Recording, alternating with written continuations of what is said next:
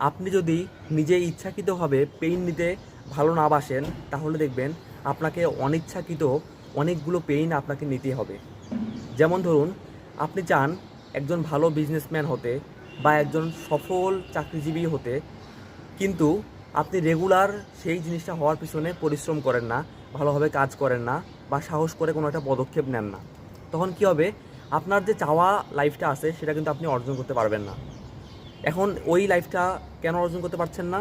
কারণ ওই কাজটা করতে গেলে আপনাকে পেইন নিতে হবে, কষ্ট করতে হবে। যেমন ধরেন, এমনও হতে পারে ফজরে উঠে, ঘুম থেকে উঠেই আপনাকে প্র্যাকটিস করতে হতে পারে, শিখতে হতে পারে, বা লার্নিংগুলো অ্যাপ্লাই করতে হতে পারে। এখন আপনি এই কাজগুলো নিজে ইচ্ছাকৃত পেইন না নেওয়ার মাধ্যমে আপনি এগুলো করলেন না।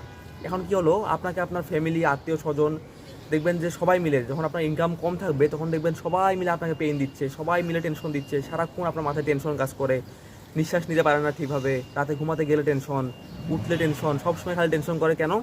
আপনাকে নিজেকে নিজে যদি আপনি পেইনটা সকালে দিয়ে ফেলতেন বা কাজগুলো আপনি রেগুলার করতেন, ব্রেনটাকে কন্ট্রোল করতেন, তাহলে কিন্তু আপনাকে এই অনিচ্ছাকৃত, যেগুলো আপনি চান না কষ্টগুলো, সেই কষ্টগুলো নিতে হতো না।